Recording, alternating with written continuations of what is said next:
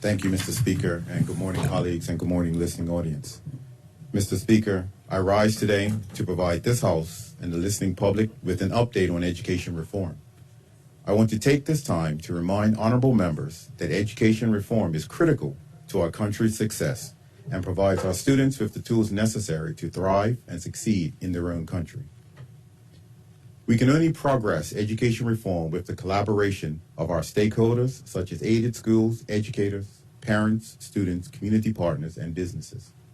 Over the last 3 weeks, the Education Reform Team, consisting of the Ministry and Department of Education and the Education Reform Unit, has conducted 40 stakeholder meetings to obtain feedback on the proposed enactment of the transition from a 3-tier to a 2-tier system. It may surprise some, but I am encouraged that some of these meetings that have been held with school communities over the past few weeks have been filled with passion and emotion. We acknowledge that the content we have discussed impacts every student and their family in Bermuda differently. We also recognize that our engagement meetings could have been conducted differently to fully achieve the desired outcome, and that is to present the transition plan, accept feedback that will be used to guide the plan's finalization, and then re-engage stakeholders to discuss again. For this, we wholeheartedly apologize, and to everyone that came out or has held subsequent discussions focused on the future of Bermuda's children and young people, we thank you. The feedback that we have received has been used to help shape this ministerial statement today. After an initial analysis of the nearly 700 responses and questions received via the online link and in person, it is clear we need to communicate more broadly about the following. Not just why reforming public education in Bermuda is critical, but why now and what might happen if we do not. What progress have we made thus far? Where are we up to now in that progress? What is coming next? And how every Bermudian can get involved. Mr. Speaker, as you and my honorable colleagues are aware, although many support the general vision of education reform in Bermuda, 3 questions are often posed whenever the topic of education reform is raised. 1, why are we doing this? 2, why now, when our children have suffered so much through COVID? And 3, why can't we leave the system as it is? Mr. Speaker, why are we doing this? Is a relatively easy answer. While we do see some students excel, the system we currently have in place does not serve all of our children well. Less than 50% of our children or young people achieve the expected standard at various points along their school journey as it exists today. The public education outcomes are not providing sufficient qualified candidates for employment in their industry. Less than 50% of children and young people achieve the expected standard at various points along the school journey as it exists today. The public education outcomes are not providing sufficiently qualified candidates for employment in industry. In fact, at a recent meeting with business partners, it was mentioned that the state of our public education system could play a role in whether companies are setting up in Bermuda or not. I am not dismissing the need for foundational knowledge, but this type of education needs to be improved for our young people to succeed in learning and life. And even if they were achieving better results than this, it would be against a set of metrics that have been built for the past. Many of the world's highest performing systems, some small island nations like ours, began this journey almost 2 decades ago. An example of this is Singapore. In 1997, education began to evolve from the colonial system of the past to a system that fulfills both the economic needs and supports students' holistic development, including academic achievement, character formation, societal participation, and self-actualization. In short, it is of critical importance to reform public education in Bermuda. Mr. Speaker, why are we doing this now, particularly on the back of the COVID pandemic? The current education system faces challenges that must be addressed urgently to ensure a better future for Bermuda students. Many jurisdictions have used the COVID pandemic as the springboard to shift seemingly previously described impossible to solve problems in their education system. They did not attempt to snap back to how things were. They learned, as we did, about new learning models, new forms of relationships with parents, and how to better leverage technology just as we have. For us in Bermuda, reform has been promised and attempted many times before. but it has still not met the desired objectives for all students. This is one of the contributing factors to our system being a highly inequitable one. Delaying the reform process could further hinder progress in addressing the education system's urgent challenges and negatively affect students' futures and the future of Bermuda society and economy. Getting to this point has been a long, intricate process, a bit challenging. As many people will say, reform is moving too fast, just as many are frustrated with how long it is taking us. In short, our job is to strike a balance between the pace of change that can be managed and not delaying the potential benefit for children, their families, and the community. Mr. Speaker, this brings me to the third question. What would happen if we don't reform public education? This question weighs heavily on my mind as well as the mind of this PRP government. Today's jobs are, by and large, different from those a generation or even a decade ago. Therefore, the qualifications, credentials, and experiences needed to secure these familiar jobs have also changed. As a result, there is an emerging recognition in education policy and practice that schools can and should be better equipped their students with the skills and knowledge they need to succeed in a rapidly changing world. Our environmental and resource pressures are intensifying. And in Bermuda, we can see how the workforce is changing, fueled by new technologies and social media, and accelerated by the impacts of the COVID pandemic. And as most of us know and acknowledge, our society still has deep and historical divisions. Bermuda needs an inclusive and culturally responsive public education system that includes restorative learning, that values Bermuda's past, recognizes current challenges and opportunities, and prepares learners to thrive and lead in Bermuda's future.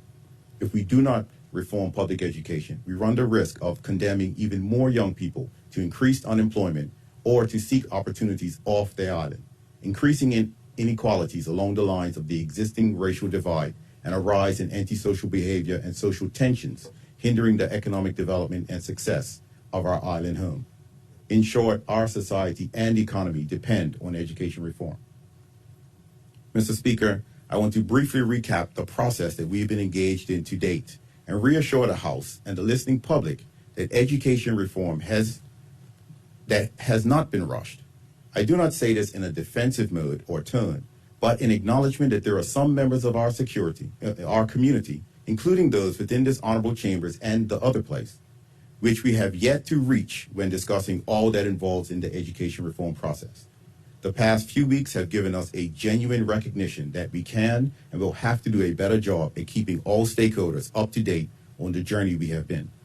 Mr. Speaker, in 2017, Plan 2022 was developed following community conversations and the contributions of thousands of Bermudians. The public called for this work.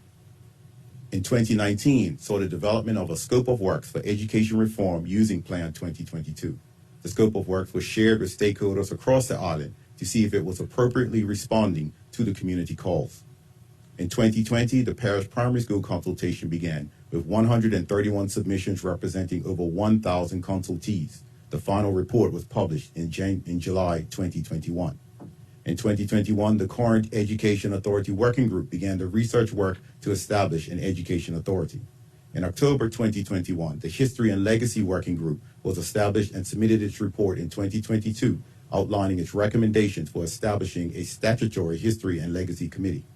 In 2021, engagement on the possible signatures took place with over 845 participants across 20-plus sessions completed, and teams of people began working on curriculum, teaching and learning, assessment, and all other inside the building and classroom practices that were necessary.